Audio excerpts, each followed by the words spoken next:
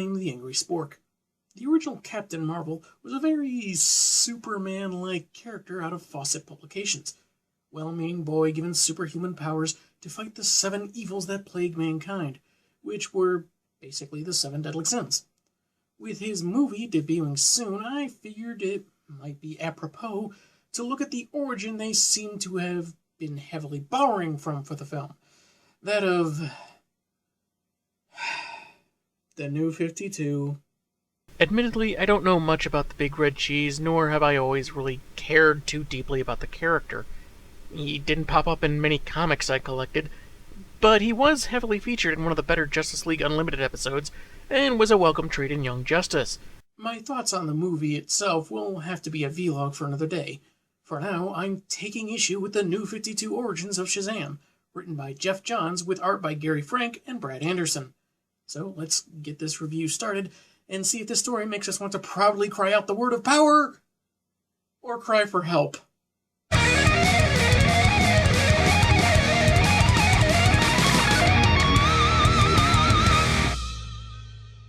Not going to look at covers since these were mostly backups in issues of Justice League. We begin with a man in a suit on his way to work, narrating how it was just like any other day. Gave some change to a homeless man, held the door open for a woman, but he was getting on the elevator and receiving some funky static shock that things take a turn for the obscure. Other people disappear, the elevator is changed, and oh yeah, then it starts plummeting. The man's fear of death subsides when he's stopped and the doors open, to a room not unlike a medieval castle. We see columns with dragons, a suit of armor on display, and a rug styled after Cap Marvel's lightning bolt. Don't be fooled by how old the place looks. The owner's Etsy business is doing pretty well. He followed a voice calling his name, finding an old bearded man in one of several empty thrones. He was asked a series of questions before the old-timer decided he isn't the one, and in another lightning flash he's back on the elevator. His account is one of several just like it playing on multiple TV screens, told by various men and women how the unnamed agitated stranger uttered a single word, Shazam, before they were returned. A guy in a suit walks into the monitor room. What do you think, Dr. Savannah? An agitated man with a shaggy beard? Obviously we're dealing with Alan Moore. Oh, wait, no, that's Lex Luthor. Guys, where's Savannah? We got... Oh, this is Savannah? Okay, looks like he's been working out, but whatever. Lex Vanna here says that these 37 accounts resemble the Legend of Black Adam, described in a book with the Shazam bolt on it and what looks like the silhouette of a person. Adam was a slave transported to the Rock of Eternity, a gathering place for sorcerers and sorceresses, and was chosen to be their champion. After he saved his land of Kahndaq from the 7 deadly sins, he up and vanished. Now Savannah is assured that magic is real, and he can find its source in order to do what science has failed to do. Save his family. What's this? A classic villain remade with a possibly empathetic motivation and potentially noble intentions? In a Jeff Johns book? Who ever heard of such a thing? I say good day, sir. 7 months later, we're in Philadelphia, a splash page making it quite clear it's Christmas time, and Billy Batson is distracted by the kids and their parents carrying presents. He's meeting with the Vasquezes, apologizes for being rude, and coyly explains what he likes to do. Read, cook, organize his room, learning, doing a podcast about his social worker, Mrs. Glover. You know, what everyone else probably likes to do. The couple decides that they'll take Billy. Him being older than some kids that typically get adopted isn't a problem. The Vasquezes have other children around his age. Everything is set, and the Vasquezes leave, waiting for Mrs. Glover to drop Billy off that afternoon.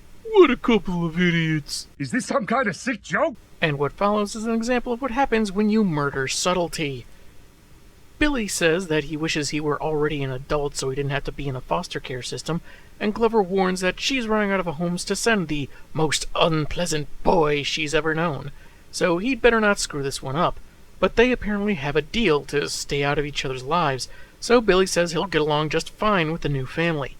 The first chapter ends with glimpses of future installments, with some narration about the return of magic, and that Billy must embrace his greatest wish and learn his greatest lesson, as the final page shows only his hooded and largely shadowed Shazam look.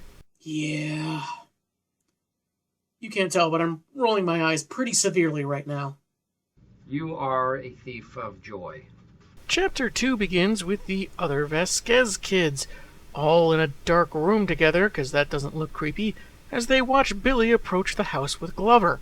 One of them, Freddy, calling him an easy score, with another kid being overly excited for their new addition. Outside, Billy mentions he'd rather live in the subway, but Mrs. Glover ain't gonna want him running away to threaten her record and costing her pension. It's mentioned that Billy is the state's responsibility for another 3 years, meaning he's 15 years old, and he and his social worker trade insults just as the Vasquezes open up, and then it's all classic sitcom insta-smiles. You know, my favorite sitcom from when I was a kid, Perfect Strangers, has a running gag that is perfect for a scene like this. But I'm not going to use it because this story doesn't deserve the whimsy of Mark Lynn Baker and Bronson Pinchot's comedic chemistry. You hear that, comic? You can't have the Balky! With the local school notified and ready for Billy's enrollment, Glover takes her leave, and young Mr. Batson is treated to a splash page featuring a welcome banner and his new foster siblings. Everyone's saying hi while Freddy steals Billy's wallet, and everyone but him has a goofy smile when hot chocolate is served. Though the big kid over there seems like he could be crying out in pain. Anyway, introductions begin. First Mary, seemingly the oldest as she's been there as long as she can remember, but that could be she's just more mature than the others. Oh, and her rabbit Hoppy, saved from cosmetic testing when she got him at the Puppy Mill pet store. That, sounds a little weird, but moving on. Then there's Freddie Freeman, obviously recognizable to classic Captain Marvel fans. He gets by on crutches and apparently likes to pull fire alarms. Cute. Pedro is Pedro. Eugene only reads non-fiction, and Darla goes in for the hug. Emotional deflector shields at maximum. Hug has no effect. Mary leads the kids upstairs, going over the house rules and pointing out the most important one is that they always have each other's backs. That's the family rule. Let's get one thing straight, Tiny Tina. Borderlands 2 reference? Did he stay in a house long enough to become acquainted with the game Borderlands 2? Because I think that was a Borderlands 2 reference. Billy basically tells Tina he wants to be left alone, and in turn he'll leave everyone else alone, saying none of them are really family. She runs away crying with at least 2 of her brothers following, and Mary basically throws Batson into his room. While her parents are dead and Freddy's are locked up, Darla's made it abundantly clear they didn't want her when they dropped her off, leaving her to cry herself to sleep for 8 months straight. Billy's cold response shows he only cares about himself, and Mary walks away noting how sad that is. Billy sits alone, insisting nobody really knows him, 'cause nobody gets him, man!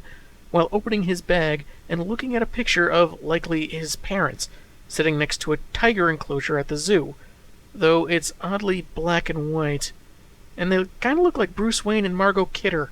The little jerk puts his belongings beneath his bed, muttering that he didn't mean to make Darla cry, when he looks outside at a flash of lightning, seeing a face in the storm clouds. Weird. I usually only see Jeff Bridges' face in the smoke of the fires I start. Chapter 3 kicks off with Darla excitedly waking Billy for breakfast. He figures she'd still be mad at him, but she apparently doesn't get mad at people, which Eugene blames on a possible short-term memory, but Mary, already prepared for the day ahead, says staying mad is a waste of time. Well, if it's justified, I find it rather cathartic. Also, I do kind of find it funny, but not in a ha-ha kind of way, that line was written by one of the architects of one of the most maddening decisions in comics. Anyway, after Waffles, it's off to Fawcett City High School, where Freddy reveals he does things for other students, like forges doctor's notes and gets test scores to sell them off, offering a family discount to Billy, who reiterates his not family argument, now with an I don't need friends addendum. After he walks away, another student, Jermaine, confronts Freddy about a note he bought that cited endometriosis, which would require a hysterectomy, which is kind of a lady thing, which Jermaine is not. Why are we supposed to like Freddy again? Anyway, I guess nothing really interesting happened throughout the day because we jumped to the end of school.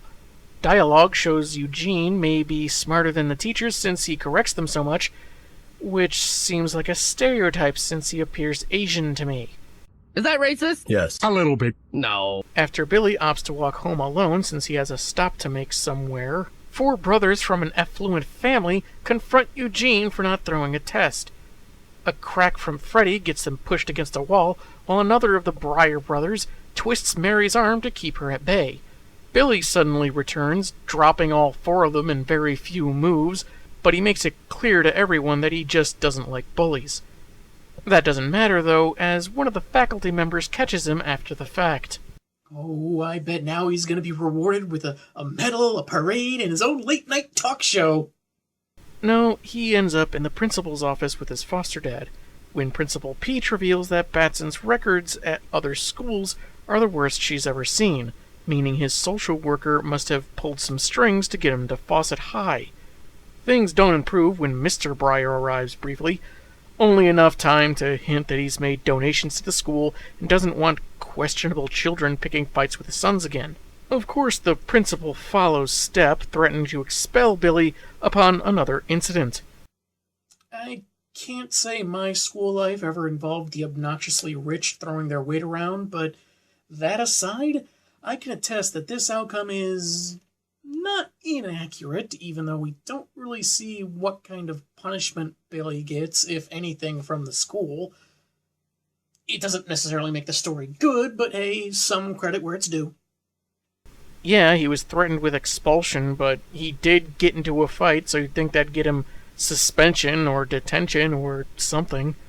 Anyway, outside, Mr. Vasquez tells Billy he shouldn't get into fights, but the boy replies there are times that leave you with little other option.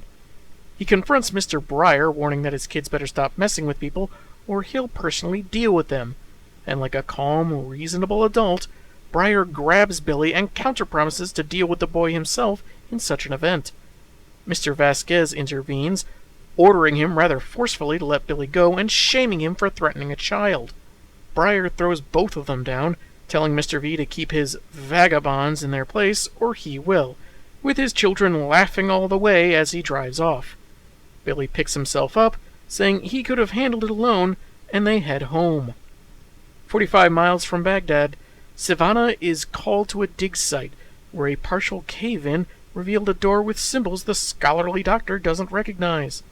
Figuring it must be Black Adam's tomb, he tries to crowbar it open, only to get some lightning to the face. But it's okay, because now he can see magic, and he gets a super cool and oh-so-edgy scar over his eye. A scar shaped like a lightning bolt. This isn't Black Adam's tomb, it's Lord Voldemort's. Oh, that's embarrassing. So far, while I can relate to some of Billy's anger issues, I'm just not feeling it. There's some good dialogue and situational humor, but it just feels so off in some fashion. But hey, I committed to the review of the whole New Origin, so I have no one to blame but myself. I'm kidding. I can mostly blame these schmucks. I'm the Angry Spork, and man, have I got issues. Hello, I'm the Angry Spork, taking issue with the new 52 origin of Shazam. We started off with a new take on Billy Batson, whose kind and respectable demeanor was all an act to get him the latest house in a string of foster homes. He doesn't really acclimate well, almost immediately alienating his foster siblings and getting in trouble for fighting some affluent bullies. Meanwhile, Dr. Savannah's quest to harness mystical forces leads him to a mysterious tomb, one that leaves him with a scarred eyeball, able to perceive magic itself. It's all so edgy and cool!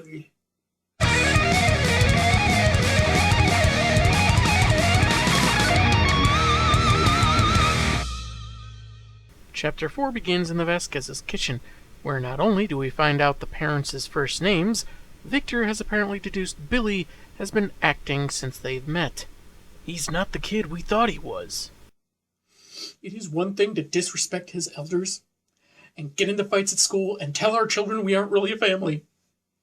But He does not actually have a podcast, and I just cannot forgive that kind of deception. Billy hasn't said much, barely touched his burger, and Rosa chalks that up to Briar's threat. Even if he is the richest guy in the state, she feels someone should report him. As Billy has been bounced from home to home, this is something both parents can relate to, particularly when it involves a less than hospitable environment. By Vic's account, Batson feels like no one ever tried to help him, though he's going by this expression on his face, which seems less shocked about something that's never happened before, and more Billy's retcon standard, "You stink, leave me alone, don't need no help from no one." Now here is a good example of saying more with your dialogue than what's actually printed. The two don't exposit about their times in the foster care system, but we can tell they have some kind of experience, and probably not all of it great. For all my other problems with the story, or the writer in general, this is actually done very well. Behind a cracked open door, which is either a framing device, done just for the sake of a unique angle, or maybe an indication someone is spying on them, Rosa hopes things will get better, recalling Mary's first arrival. Billy's different. Completely different. It's not like they're twin siblings or something. Unless DC gets enough hate mail, in which case they'll retcon it to say they've always been siblings. Freddy wakes up as Batson is packing his bag and sneaking out, noticing he dropped something. Pickles? Oh, sweet mercy. He's killed Pickle Rick! Freeman follows him into the snowy town, keeping sure to remain hidden as Billy crawls through a hole in a brick wall blocked by shrubbery outside the zoo. He follows, seeing his foster-not brother talking to a tiger he calls Tawny, whom Billy recalls in his earliest memories just as easily as his parents. He gives the beast a pickle-free burger when its snarl alerts him to Freddy's presence. After being thrown to the ground, he gives Billy his wallet back, having only taken it out of curiosity, not theft. It still contains his $3, picture of Tawny, and a membership card to the Family Finders website. I do find it just a little bit weird that he went more than 24 hours without ever reaching for his wallet for one reason or another, especially given the fact that he closely guards his personal possessions.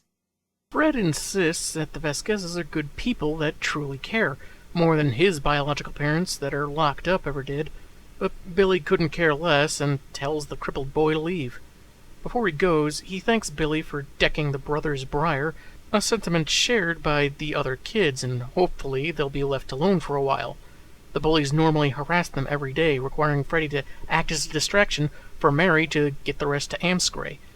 After his encounter with their dad, Billy wouldn't mind some retribution, and it just so happens Freddy knows where they live, as the tiger roars for effect.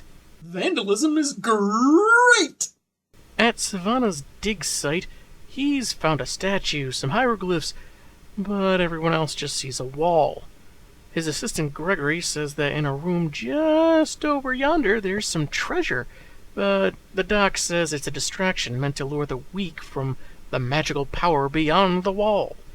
Translating the glyphs, thanks to his cool new glowing eye, he says that Black Adam was imprisoned by his enemies until such time as someone powerful enough to destroy him is found, and a single word is uttered. Shazam! He says it, and after an explosion of lightning and at least one of the guides being crushed by a falling rock, Black Adam stands among the rubble on a splash page, demanding in his native tongue, "Where is the wizard?"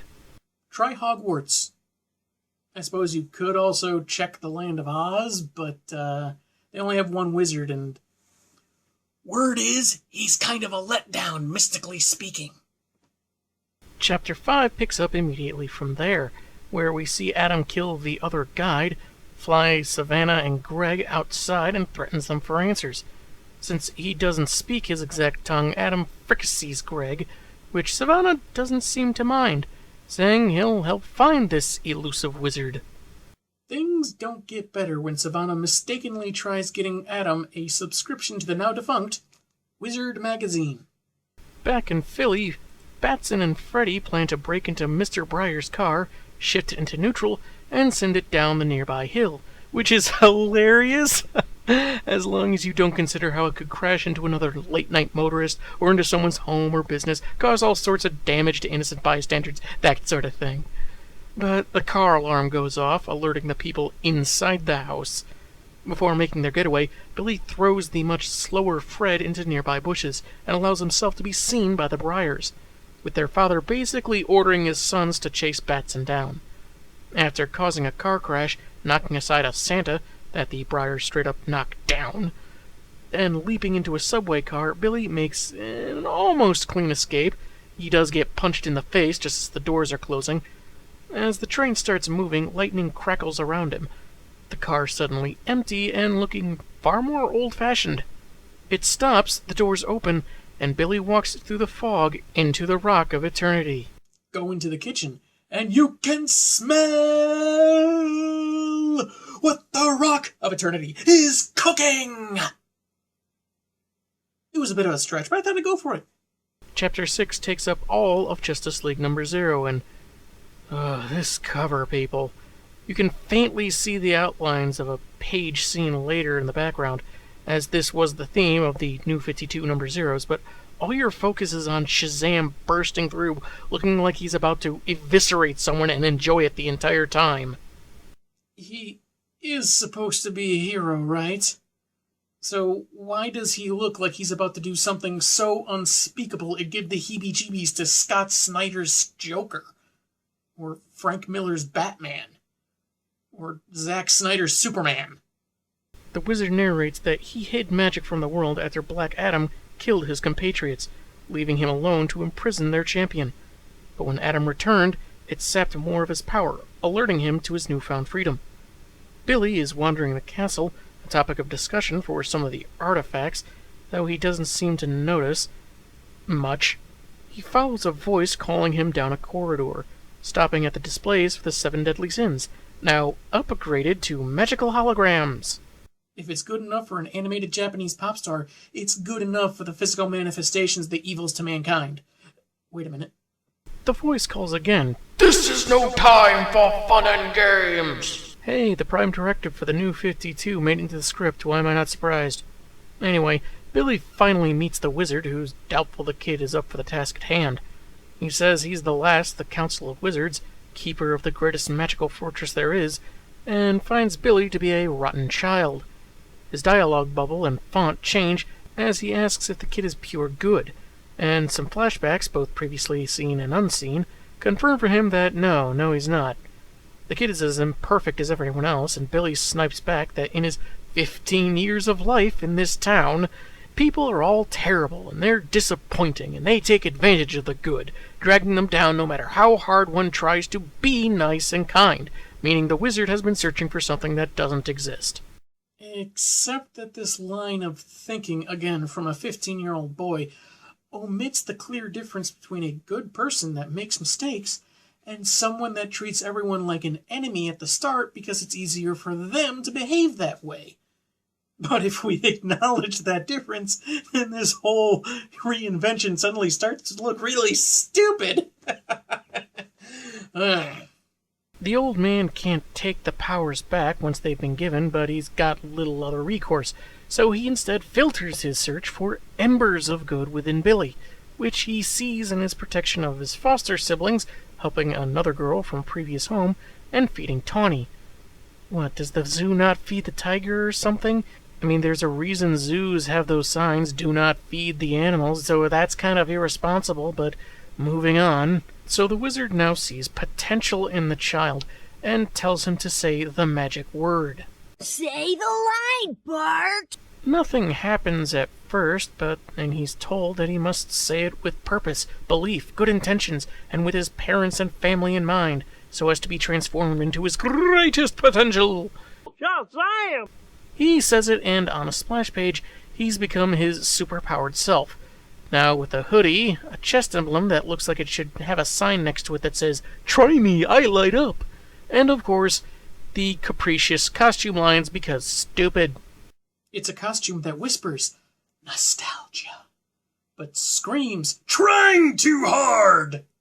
As the holder of the living lightning and inheritor of the wizard's chair on the Council of Eternity, You know, the one where all the other members are dead. Billy can now fly and possess demigod-like strength, which he demonstrates by wrecking one of the thrones, easily impressing himself. But he's warned not to waste his powers.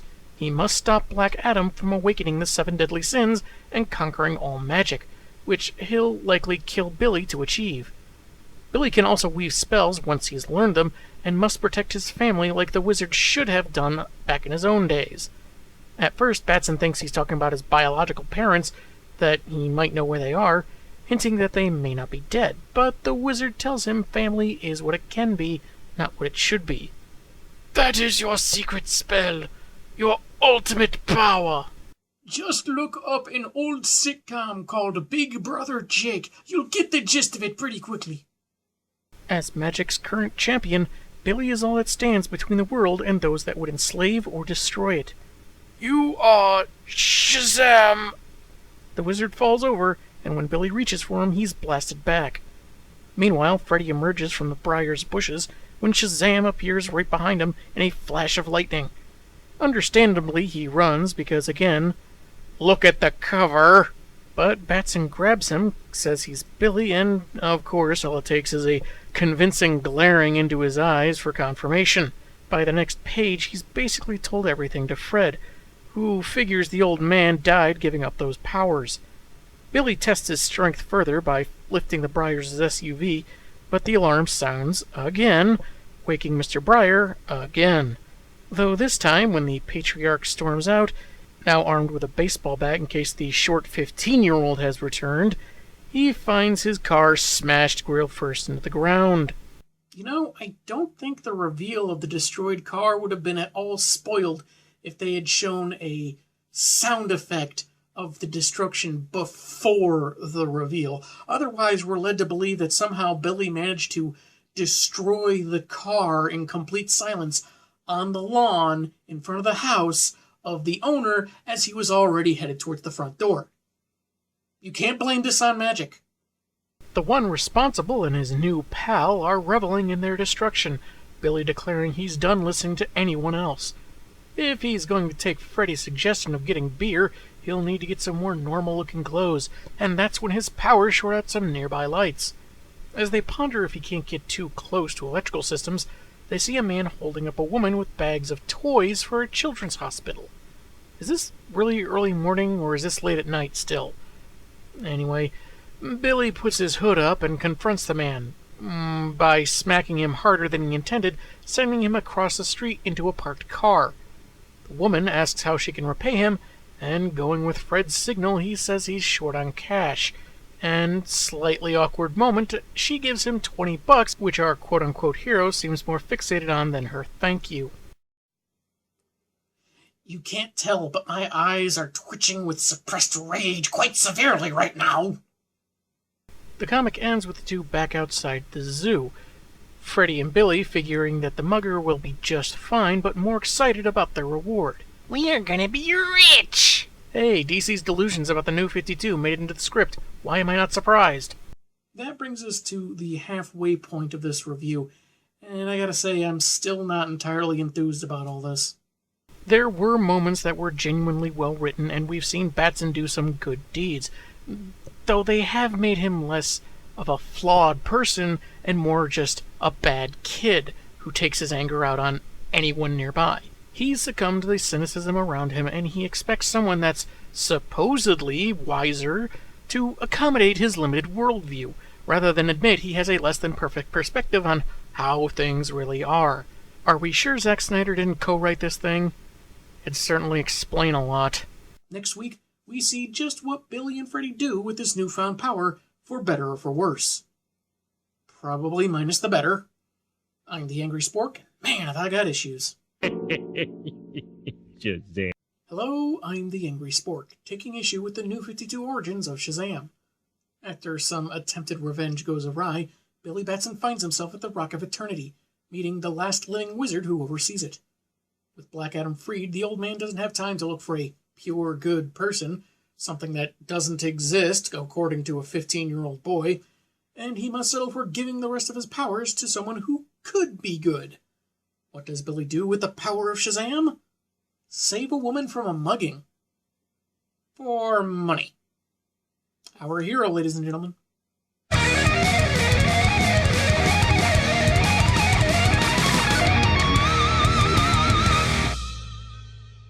Chapter 7 begins with Savannah and Black Adam on top of a New York building, looking down on the city. They sum up for each other some of the previous story points. Savannah wants magic to help his family, though he pauses here, kind of suggesting there might be more to it, and Adam determines that the wizard hid magic from the world to keep another like him from emerging. He crashes down to street level with the doc, leading a car to crash into him, not that he feels it, but yay, explosions! Yet that rather exciting incident doesn't seem to faze very nearby protesters, who Savannah seems to know are angry at their employer for stealing their livelihood. Sure, I guess you could have figured it out from their signs, and this was around the time of the 99% movement, if I'm not mistaken, but his assuredness still feels a smidge convenient. Anyway, Adam likens this to his own time, Pharaoh's profiting from the slave labor, so at the assumption of his ally, he bolts up to the top of the building, where the evil executive is yelling about buying the sidewalk to get protesters off it. Adam breaks the window to grab him, then drop him. Goodbye, Pharaoh. Splat like an Egyptian. After Mr. Gray comes to a full and complete stop, Adam, still speaking his native tongue, tells the slaves they're free. After they run in fear, he decides he should learn their language, and I guess just downloads what he needs from Savannah. He's actually very surprised that the people are afraid of him. After all, one of them has a sign that says, "Down with Gray." But since that probably won't be a sufficient legal defense, the two decide to take their leave. I have seen enough of this world to know what must be done. Hey, look, someone with as much modern-day world experience as Billy Batson. Maybe Adam would have been able to convince the wizard his ways were best, too.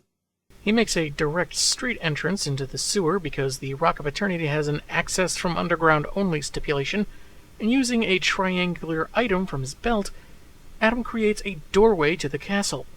Savannah's all excited until he starts feeling pain down to his bones, explained as him channeling magic in a body that's not enchanted to do so safely, so it's gonna eventually kill him.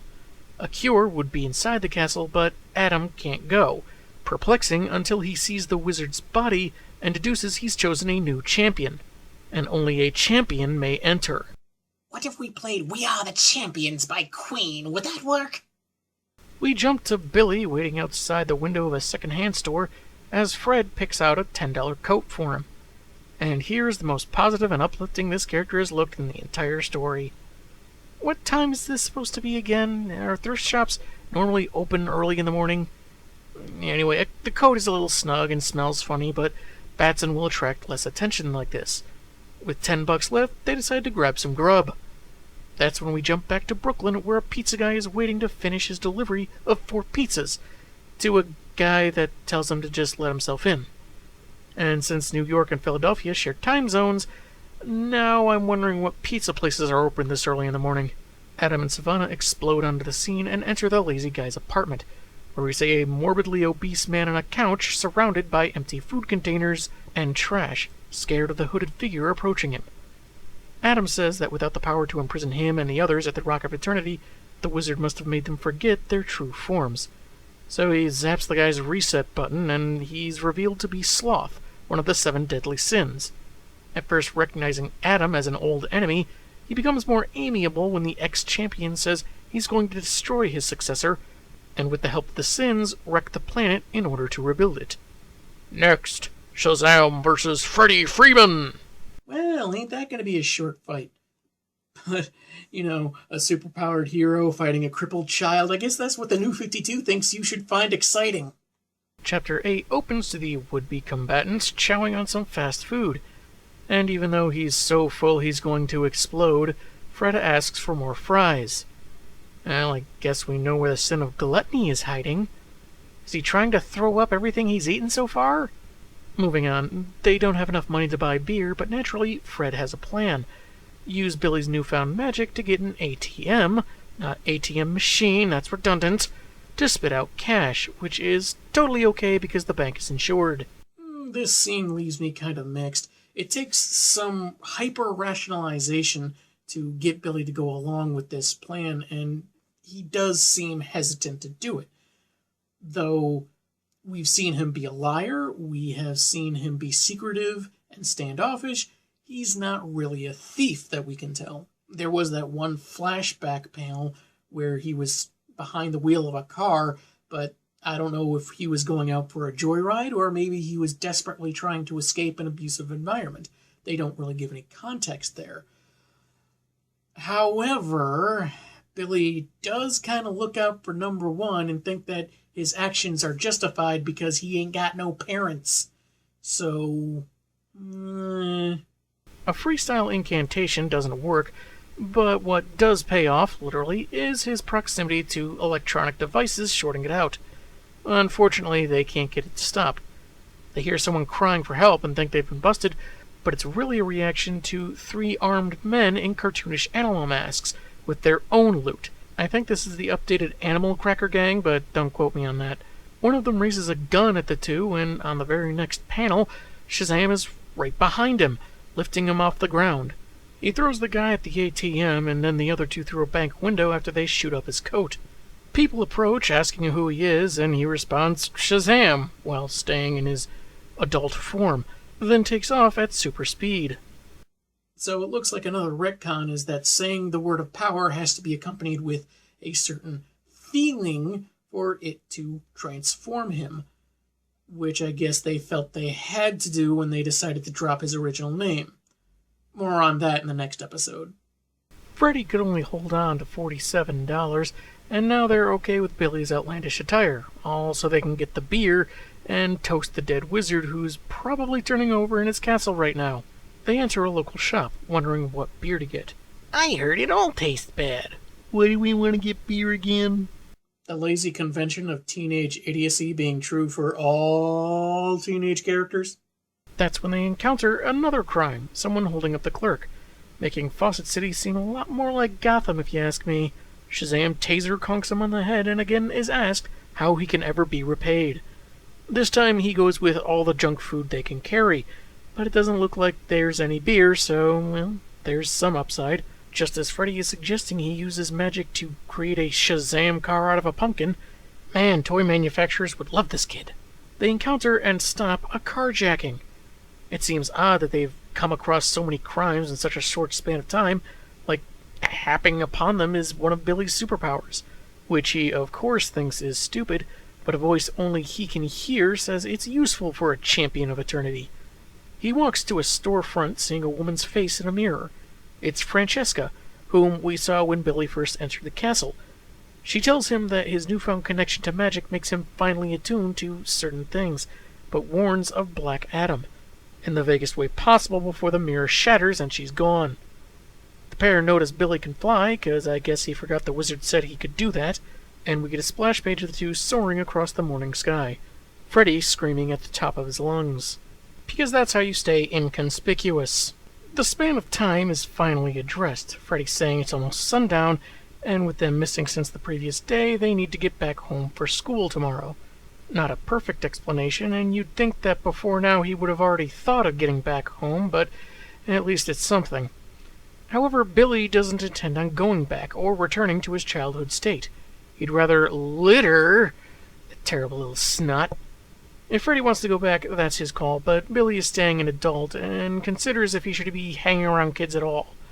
Freddy says he's already come to act like most adults he knows, A condescending tool. and walks away. Billy tries looking for him, but doesn't find him, which is weird because the kid's on crutches, how fast can he go? When he's suddenly attacked by Black Adam. I need an adult! I need an adult! Wait a minute.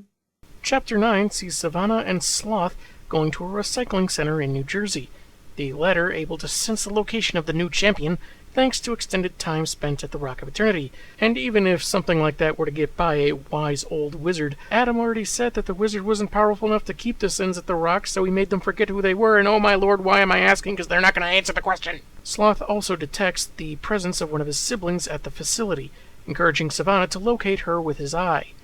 Sloth sends one of the workers to sleep for years, apparently, then awakens his sister sin from another, Pride. And apparently Savannah is up to something, Why else would he mutter that he also has a plan where someone could easily overhear him? Back in Philadelphia, born and raised, on the snowy ground we find Billy a little bit dazed. He sees Adam's costume is just like his, only black and therefore cooler. I'm beginning to think that this dialogue has become more self-congratulatory than anything else. Adam claims to be the rightful champion of eternity, and Billy asks how old he is, only to get clobbered. It's like the old saying goes, you never ask a lady or a supervillain their age. And especially not a lady supervillain.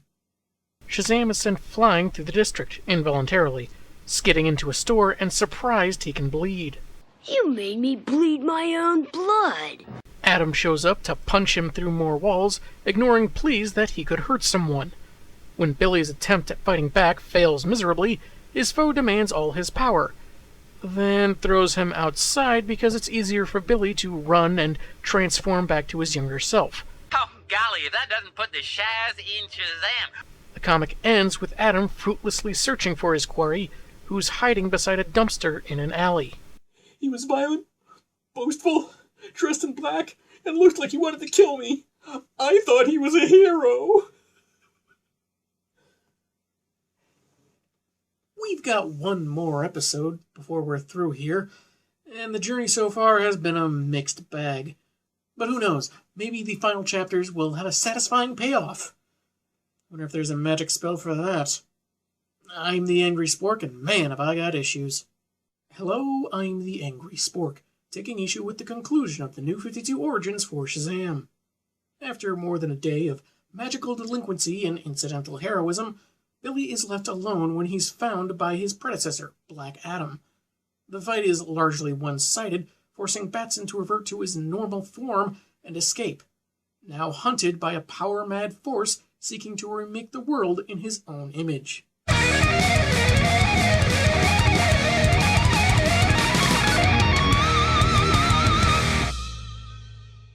Chapter 10 begins at the porch of the Vasquez home, where Mr. Breyer, along with his sons and accompanying police, showing the destruction of his car and insisting Billy is responsible, despite how impossible that may seem.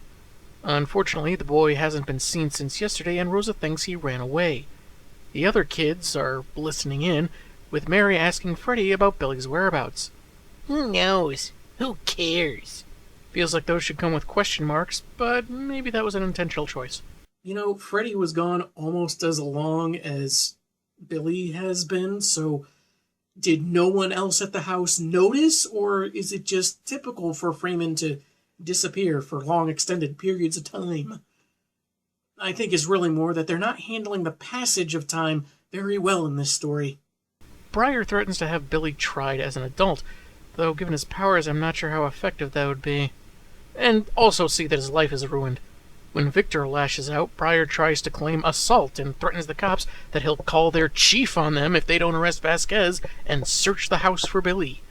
A rumble in the sky is heard. A bus flies through the air and crashes in front of the Vasquez home. Obviously the act of Black Adam, seen here on a splash page tossing a semi-truck aside. Hey, it's almost Christmas. There's no need for this kind of destruction. It's not Black Friday, for crying out loud. Also, it looks like some of the lightning leaving his chest didn't get the blurry touch-up like the rest. Not a big deal, just something I noticed. Anyway, a news bulletin reports the man looking eerily similar to the new hero Shazam. Fortunately, none of the kids are watching, or they'd see footage of Freddy alongside him. Adam promises to find and kill the false champion when the power goes out, courteous enough to wait for him to finish. Freddy basically tells the other kids that Billy is Shazam, and they don't know who that is. You see, kids, Shazam was the wizard who gave Billy Batson his superpowers, and his name was also an acronym for several mythical figures whose traits Batson had taken on in the form of Captain Marvel. But because that's too much work for Jeff Johns to bother explaining, he's called Shazam because shut up. On the next page, Freddy's caught everyone else up to speed as they all go out looking for their new foster brother. And yes, even the youngest and timid Darla. No, they didn't tell their foster parents where they were going because they might worry. They'll be fine when they find all their kids suddenly missing. Excellent logic there, Mary. Naturally, being the smart one, Eugene says that the existence of magic is ridiculous. But then again, he says ATM machine like Billy did previously, which again is redundant as ATM means automatic teller machine. You bring shame to your stereotype, Eugene. Shame! Billy is at the zoo, confiding in Tawny the tiger, which is exactly where Fred leads the rest of the kids. He's angry, but as long as he keeps from turning back into Shazam, the guy in black can't find him. Mary says there are people in danger that need a hero, but Billy says he's only a kid. Darla says that, contrary to what they heard him say to Tony, he's not a stupid kid. He leads them to the subway he took, planning to go to the Rock of Eternity and find some way to transfer his powers to someone else. Meanwhile, Savannah and Sloth have gathered the rest of the Sins, ready to follow Black Adam's lead. Under different circumstances, I might fault the story for glazing over how quickly the other Sins were found, but to be honest, I think it's best not to drag this story out any further. Chapter 11. There's a bankruptcy joke in there, but I haven't got the time to find it. The kids board an empty subway car when the lights go out, and Billy trying in vain to get to the castle. Francesca appears, as she can do with any reflective surface, this time on Eugene's iPad, saying he can reach the Rock of Eternity at any time, so long as he is both underground and enchanted. But if he does that, Billy can be tracked by Black Adam, currently fighting the police and having his Sin minions, looking for the new champion. Since they're the last ones to possess the living lightning, they are connected as family now. Just as Mary seems to have heard the word family, the tunnel begins to collapse, so the kids start leaving while Billy keeps talking to Francesca, specifically about how he wasn't the right person to have this power. If I recall, and I usually do. That line is stupid. You usually recall? Everyone recalls things. That's how we remember passwords and so forth. Maybe they meant to say recall correctly, but given some of the writing in the story, who can tell? She reminds Billy that he convinced the wizard there was some good in him, the potential to be the mightiest mortal. And while that means he can die, it's the mistakes and tragedies we overcome by doing good in life that makes us immortal. Honestly, that's a sentiment I can get behind. I have no problem with it. It's nicely said and fitting for the situation. However, it still feels hollow when it's part of a very big mistake of many years that encouraged and applauded many other mistakes. Oh, but they dropped the 52 banner, so everything fixed! While the other kids are busy running from the collapsing tunnel, Billy is still transfixed on the iPad, told that the connections to the living lightning cannot be severed, which is why Adam still wields it, and why only Billy can stop him. As for who Adam is, Francesca says she'll show him. Just swipe over a couple of times and click on the Black Adam Origins app. It'll either look like a black lightning bolt or a golden lightning bolt with lines scribbled all over it.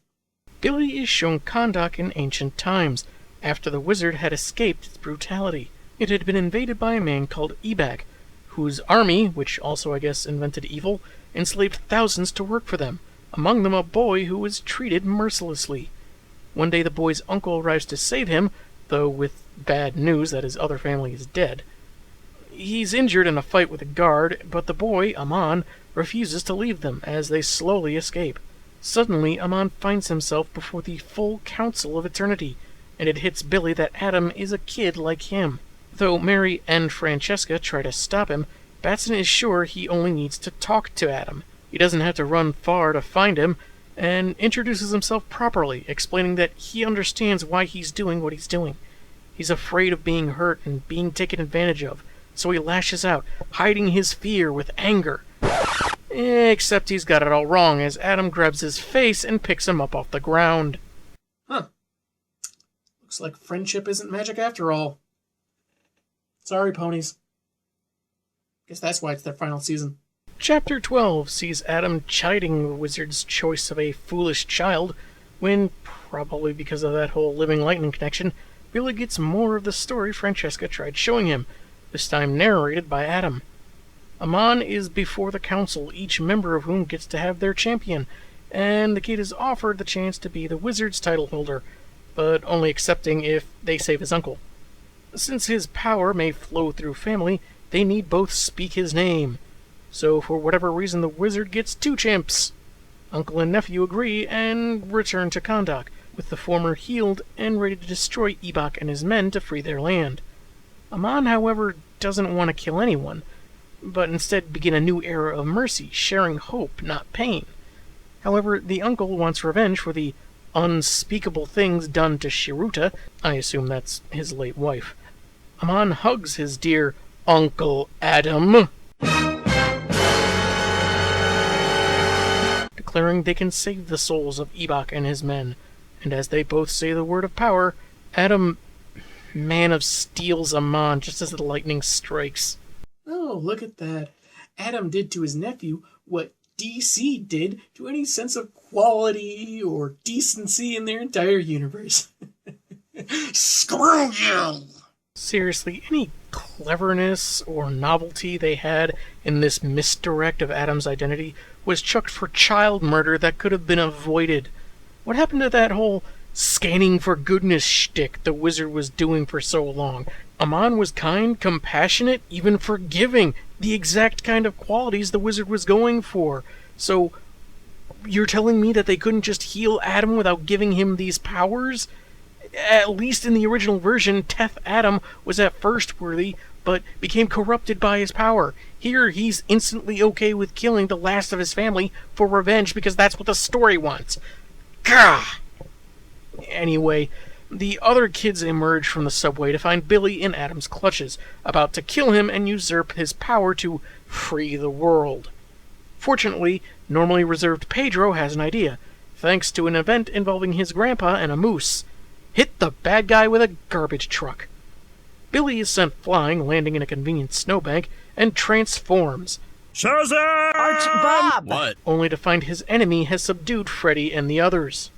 I have defeated 5 non-powered children. No one can stop me! Which brings us to the conclusion, Justice League number 21, where Adam has Shazam in a headlock, while they sneer at each other. Sheesh, and you thought their costumes were identical. The Sins are flying through the air with varying feelings about Adam's orders to destroy modernity, racing to find the most rotten soul in the city. On the ground, it seems the magic is overwhelming Savannah, and Adam taunts Billy about his faint connection to the children. The Vasquezes finally notice the rest of the kids are gone, with Rosa saying Mary would never leave without saying why. Unless she didn't want you to worry. Which you're clearly doing. Mary is an idiot, is what I'm saying. Because he's the standard rich jerk, Briar continues to whine about his car. What happened to subtlety? Anyway, before he can be arrested for assaulting an officer, since they were going to deal with the actual problems before he grabbed one of them, the Sins take notice and possess him, transforming him into a giant demon, set to destroy everything until Billy gives up his power. He actually sheds a tear, begging for the other kids not to be hurt, and then Freddy goes and antagonizes Adam into choking him even more until Batson finally agrees. He need only say the word of power and release the living lightning to Adam. But I thought the connection to the living lightning couldn't be severed. I mean, sure, if he was dead, that'd be one thing, but they're not going that route right now, as far as we know. So either Francesca misinformed Billy earlier, Adam knows something he doesn't, or he's just going to kill him anyway. Sounds like confused writing to me.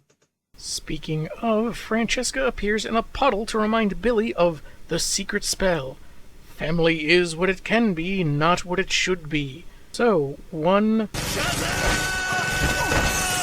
later, Adam doesn't feel any different. The kids, on the other hand, have become the Mighty Morphin Shazam Rangers, apparently aged up to varying degrees.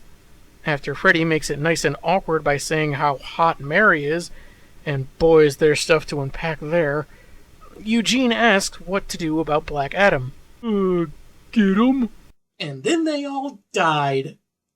Everyone lunges the ex-champion at once, which has the impact of Freddy being punched back, taking Adam's cloak with him, so he'll look that much more like his original look. Darla manages to evade a few swipes, using some super speed, Except that last one. Fortunately, she's backed up by Billy and Mary, knocking the foe back. Eugene checks in on Fred with a pastry truck moving by his will. Since his digital devices vanished when they changed, it's assumed that they merged with Eugene, explaining why he can communicate with cars, cell phones, computers, like how they're asking how they can help. Part of me wants to think that's a neat idea, but for some reason it just feels really stupid. Very, very stupid. Maybe the review is just exhausting me, or maybe it's just really stupid. Demon Briar shows up, murdering the newest mechanical member of the Shazam family. Shazamly? And Billy tells everyone to get the citizens to safety while he leads Adam away, and apologizes for dragging them all into this. He lands some distance away, calling out his predecessor, who responds that he's a child with a limited worldview. Well, he's not wrong, but hey, the wizard took him at his word. Maybe he was going senile. While the kids begin evacuating, and Freddy wants to be called King Shazam, boy do I really not like Freddy, Mary decides to take the demon on herself, launching a lightning attack. While Adam gives Billy one last chance, their fight has taken them to the zoo. Also, the tiger pen could be knocked open, and Tawny lunges at Adam, only to be knocked back. But one possible lawsuit from the creators of He-Man later, the feral beast is somehow back on the ground after being sent flying, growing in size and slashing at Adam. However, this beast morphing had the side effect of draining Billy and the others of power a bit, and as Tawny reverts back, Adam takes the fight to another splash page, and then through the school, the one with the bomb shelter everyone is fleeing to. As Mary is narrowly saved from a barbecue by Pedro, the kids get to ground before their powers fade, and Billy admits he can't beat Adam. He changes back to his normal form, Shazam! saying Adam is just like Ebok and his goons, a bully, one too scared to fight a child without magical assistance. So Batson offers a deal. They fight mano a mano without magic. Adam wins, he gets the power. Billy wins, Adam leaves the city forever. Deal? No. I was not counting on that. Wow, I really am not that smart. Batson goads him further, telling him to go ahead and kill another kid for the good of the world. After a moment's pause, Adam speaks the word of power, Shazam, reverting to his normal human form. He stumbles, seeing himself and Amon in a puddle, thanks to Francesca, I presume, and Billy's suspicions are confirmed. Adam hasn't changed back since he murdered his nephew. As a result, the villain crumbles to dust. I'm okay if they want to say Billy took a gamble and it paid off. I just hope they don't try and say he planned it. There's no way he could have known that all those sentries would have caught up with Adam. For all he knew, staying Shazammed could have magically preserved his non-powered form from the last time he changed. It's magic after all. It's just as plausible. With his arch-nemesis now a problem for a fleet of dustbusters, Billy has some sins to scare off. No need, as they all exit the demon body. Freed of Adam's dominion, they leave Briar to revert back to normal. And naked for everyone to laugh at. Which kind of feels off. Okay, he's a jerk, but he was still possessed, turned into a monster, and did things against his will. I somehow doubt everyone would be laughing at him, just because they're naked. Shazam is recognized as a hero, even if he wrecked the school, and actually gives a very Captain Marvel-like retort, apologizing for the destruction and saying, "I guess school's cancelled." I guess a vague resemblance is enough for some people. We jump to maybe the next morning when Darla wakes Billy up, saying Santa's been by, and everyone wishes him a Merry Christmas. After a crack that someone should probably tell Darla Santa doesn't exist, says the boy that met a wizard and fought a magical battle, Batson figures he'll stick around the Vasquez home for now. And there were no consequences for the children for sneaking out during a giant super battle. Because I guess Victor and Rosa really don't worry when they're told absolutely nothing and their children are missing. The story ends in New York, an unknown amount of time later, Savannah having managed to reopen Adam's portal to the Rock of Eternity, and repeating his desire to save his family. He can't go inside, but a voice from within talks to him, having watched the Doctor for a while as magic eats away his body. In a jar inside a glass case, on a pedestal next to the mirror where we first saw Francesca, the voice says they only have a moment to speak. He is called Mr. Mind, and he feels the two shall be the best of friends. And that's how DC NEW52'd Captain Marvel into Shazam. And thanks Solomon, Hercules, Atlas, Zeus, Achilles, and Mercury, it's over. I never followed the Big Red Cheese, as he's sometimes called, but I can see why some of his longtime fans don't like what's been done to him. Even if you're not a fan, you can kind of see a certain charm, or at least understand that those readers didn't see a need to change him. You know how I can relate. It could be argued that some changes, like calling him Shazam instead, was done for the benefit of people who didn't read comics or don't actually know the character that well. Don't take my word for it. Jeff Johns claimed people thought this was his name anyway, so that's what he went with. Which makes total sense. If someone is wrong about something, it's standard procedure to just change that something to fit the mistake. Like, if someone were to say 2 + 6 = ostrich, all the math books in the land would have to be changed to reflect that. What other option was there? Politely tell them that they're wrong? I get what they were going for. Really, I do. A more grounded and so-called relatable take on an orphan that's been bounced from one home to another. To make him what they think is more real, or what some readers will think is more real, they make him angrier, more spiteful and standoffish. He lost his parents somehow, and gets mistreated by authority figures. Yet Breyer is made cartoonishly antagonistic, throwing his money around. I mean, what choice did DC have but to reboot Billy this way? There's no way a lead kid character could be kind and compassionate, understanding, willing to forgive transgressions, and be upbeat. There's no way that would work in a popular work of fiction, especially if it had an action element involved. That said, there are elements of the origin that aren't bad per se. If it was used for an original character, maybe given some extra polish and tweaking of the details, it might have worked better. But as some hip, new, edgy version of Billy Batson, I think it tried too hard to say, this is what we think the kids think is cool. There wasn't a problem with Billy being a more innocent kid, well-intentioned, and yes, maybe even a little bit corny. In fact, this origin suffers from the same problems as Zack Snyder's take on Superman. Whereas they normally fight against the world's bleak cynicism, now they both succumb to it. Heck, Black Adam and Shazam have basically the same costume now, which feels like the much-mentioned habit to blur the lines between heroes and villains, making the former more brutal and brutish, and the latter more noble. It feels like it's too difficult for some people to write characters that are just good, so they avoid it at all costs, even if it means twisting long-established heroes. As long as the kid punches a couple of privileged bullies, it's okay if the kid wants to send an SUV careening uncontrollably through the streets. Because not considering the consequences of your actions is what a real hero does? Sure, Billy learned a couple of lessons, but he's popped up later as part of the Justice League and didn't seem to have changed much, so I guess being a pompous twit kind of stuck. Is that the relatable market DC's desperate to tap into? There was stuff that didn't bother me and I was just fine with. Billy's foster parents having several other children around, okay. Most of them had actual personalities, even if they didn't get too in-depth with them. And it's not like a bunch of like-powered family members is anything new to this character. Way back in the day of Whiz Comics, stop laughing, there was Uncle Marvel, Tall Marvel, Fat Marvel, Hillbilly Marvel. Even Hoppy the Rabbit got anthropomorphic. Since these kids are original characters, it doesn't really bother me that Johns decided to revive the concept with a bit of a diverse twist.